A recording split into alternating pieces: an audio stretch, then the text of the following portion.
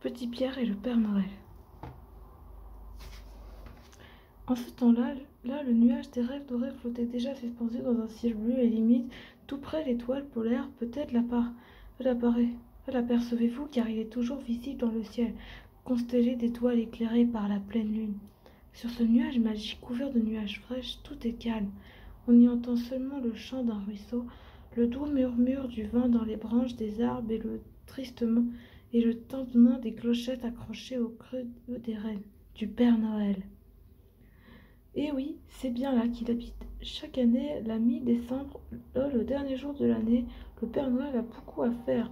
Noël approche, et par conséquent, les lettres qui parviennent au nuage des rêves dorés, écrites par tous les enfants du monde, sont nombreux, très nombreux, toujours plus nombreuses. Et le Père Noël, à bon cœur, s'organise pour que chaque enfant puisse recevoir ce qu'il désire. Et puis, il doit s'assurer que ses reines soient en parfaite santé pour entreprendre le long et rapide voyage qu'ils devront effectuer autour du monde de la nuit. La nuit, c'est un tyran, rend son traîneau rempli de cadeaux. Le Père Noël a 12 reines, comme les 12 mois de l'année, et dont il porte les noms. Au début de chaque mois, on commençait par le reine janvier. Le Père Noël surprend au cou d'un animal une clochette en argent, et quand le reine décembre reçoit la sienne, cela signifie que Noël approche. Dès que Noël est passé, il enlève les clochettes des rennes et il les attache à la porte de sa maison. De cette façon, il entend leur tintement lorsque quelqu'un pénètre chez lui. Si du moins quelqu'un vient chez lui, à la fin de chaque année, beaucoup d'enfants lui écrivent, et pourtant, personne ne pense à lui rendre visite. Les clochettes de sa porte ne tintent jamais, et lui, il reste seul. Mais un jour, du mois de décembre, un jour, au début du mois de décembre, le Père Noël frotta à l'aide un chiffon d'où les bois et les sabots d'or du renne décembre. Jusqu'à ce qu'il brille et puis peignait la peine que faite de flocons de neige et enfin suspendit à son cou la dernière clochette d'argent. Et tous, voilà, et joyeux Noël à toi, fit le Père Noël en riant et en faisant trembler sa longue barbe blanche.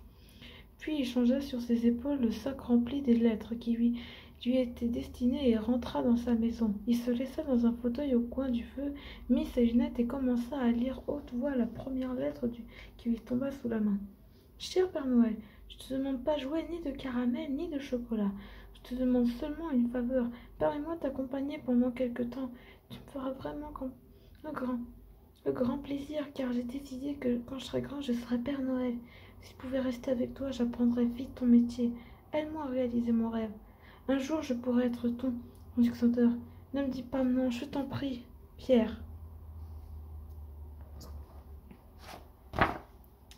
Le Père Noël fut tellement stupéfait par cette requête insolite que pour un peu, il en aurait laissé tomber ses lunettes. Il se glissa la barbe en un geste perplexe. Il ne lui était jamais arrivé de penser que ce qu'il faisait était un métier, et encore moins qu'il pourrait un jour avoir un successeur. Étant donné que Noël c'est Noël, je serai toujours là pour cette lettre. Autant qu'il y aurait des enfants, je serai toujours là. Alors pourquoi devrais-je me mettre à la recherche d'un successeur, marmonna-t-il. Ah, les enfants d'aujourd'hui, soupira-t-il en secouant la tête, en balançant le pompon de laine blanche qui ornait la pointe de son poignet rouge. C'était vraiment la première fois qu'un enfant voulait devenir Père Noël. Jamais une demande de la part d'un enfant l'avait préoccupé. Le soir, il se coucha de fort mauvaise humeur, oubliant même de souhaiter le bonsoir à ses reines. Il souffla violemment la petite étoile qui illumine la chambre et apaisait son bonnet rouge sur son nez. Il n'était même pas aperçu qu'il était couché tout habillé à beauté. Le Père Noël ne réussit pas à fermer l'œil de la nuit. Il pensait à la cause de cet insomnie. Était son oreiller fait dans un nuage. Il le secoua plusieurs fois pour lui donner une forme plus favorable au sommeil, mais ce fut en vain. La véritable raison pour laquelle il n'arrivait pas à s'endormir, c'était que, pour la première fois de sa vie, il allait devoir dire non à un enfant. Il ne réussit à s'endormir qu'au petit matin. Il fut réveillé par les reines Mars et le reine d'Avril, et qui étaient chargés de lui remettre le courrier, car il courait aussi vite que le vent dans le grand sac qu'il dépose pied du lit se trouvaient comme d'habitude des milliers de lettres. Les enfants gourmands réclamaient des montagnes de sucreries. Les enfants uniques demandaient à un petit frère et à une petite sœur qui ils pourraient jouer. D'autres encore voulaient un poney, un poulain, un tambour, une poupée bleue pique, qui, une pipe pour leur grand-père ou un travail pour leur père ou tout simplement un peu de bonheur. Mais nos nouvelles lettres ont mis le pauvre Père Noël dans une situation difficile. En effet, au fond de son sac, le Père Noël trouva un message. « Cher Père Noël, ne m'oublie pas, viens me prendre, je t'attends. »« Tiens donc, revoilà notre petite Pierre, s'exclama le Père Noël. Et comme il lançait son rêve bien plus qu'après, c'est un moment, soupira-t-il. Il soupira encore en nettoyant ses lunettes et il gronda dépité. C'est décidé, je lui dirai non, on ne peut pas devenir Père Noël. On est Père Noël. Elle et moi, je suis né Père Noël. Non, non, ce n'est pas possible. Quand il sera grand, qu'il fasse paysan ou magicien ou ce qu'il voudra. Mais Père Noël, non, il en est déjà un. Et c'est moi. Et je suffis. Et je reste Père Noël. Sa colère ne tuera pas. Au contraire, il regretta soudain d'avoir décidé de ne pas exaucer la prière de Petit Pierre. Il réfléchit et réfléchit. Et finalement, il établit qu'avant de lui répondre oui, il devrait d'abord le voir. C'est ainsi qu'il sortit installé au sommet du plus haut sapin et pointa sa longue vue magique droit sur la terre, sur la maison de l'enfant. Il vit une petite maison rouge tout couverte de neige, de la cheminée s'échappant un panache de fumée. Grâce à la longue vue qui lui permet non seulement de regarder loin, très loin à travers les murs, mais aussi d'entendre tout ce qui se disait. Le Père Noël découvrait que dans cette maison, il n'y avait ni papa ni maman. Il y avait 5 enfants d'âge différents. Assis autour de la table, Patricia, la sœur aînée, remplissait pour eux le rôle de la maman et à cet instant, elle était occupée à préparer le dîner. Il y avait aussi un chat blanc qui ressemblait à une boule de neige et comme les enfants avaient sa place à la table, l'attention du Père Noël fut attirée par un enfant d'environ 8 ans aux cheveux blonds et brillants et aux grands yeux bleus azur. Il était là, le nez collé à la vitre d'une fenêtre. Comme il attendait la visite de quelqu'un et de temps en temps, il jetait un œil à la petite fenêtre et à la petite fille qui dormait dans un berceau à côté de lui. Le Père Noël entendit murmurer « Il doit venir, il doit venir !» Il comprit que cet enfant était Pierre et que ses paroles lui étaient indistinguées. Plus il observait, plus il comprenait qu'on ne pouvait dire non à un si bel enfant.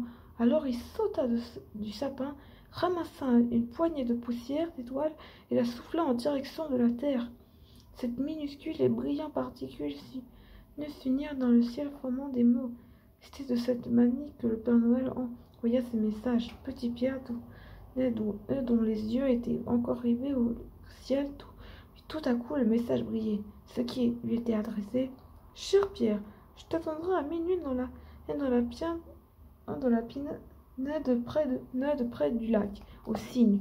Sois là, Père Noël. » « Je ne manquerai sûrement pas ce rendez-vous, s'écria le garçonnet en laissant éclater sa joie.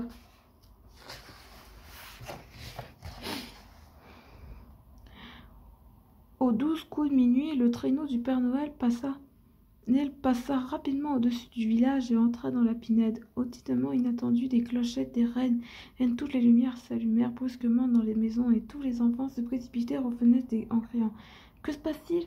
C'est déjà Noël ?»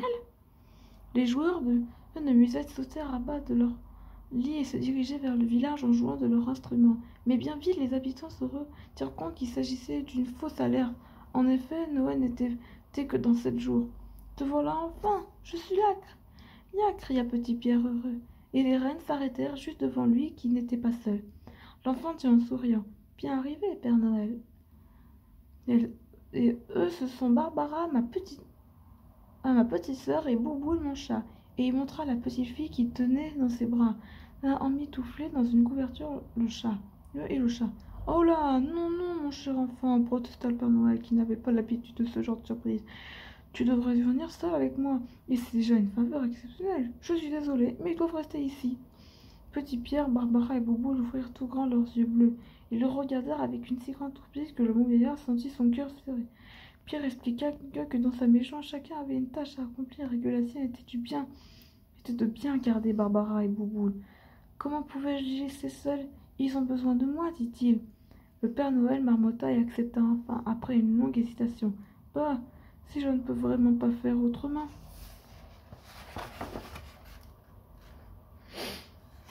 L'enfant, d'un geste rapide, mit sa petite sœur dans ses bras, puis il montra au Père Noël le contenu du baluchon qu'il avait emporté. Le biberon de Barbara, une pelote de laine pour faire jouer Bouboule, son chat, des sucres pour les reines et un bain pour faire le voyage.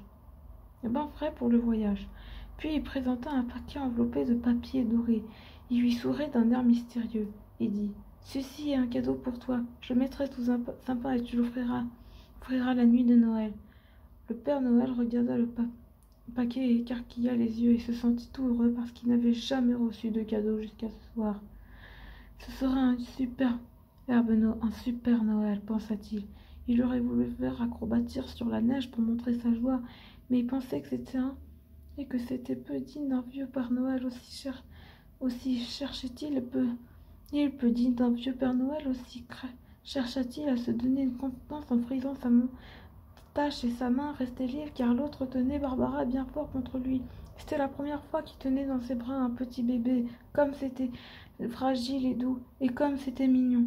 Petit Pierre, après avoir monté sur le traîneau, le chat Poupoule et tout ce qu'il avait emporté, s'installa à côté du Père Noël et reprit sa petite sœur. « Allons-y, nous sommes prêts, dit-il impatient de partir. Le Père Noël claqua de la langue et les reines partirent à toute allure.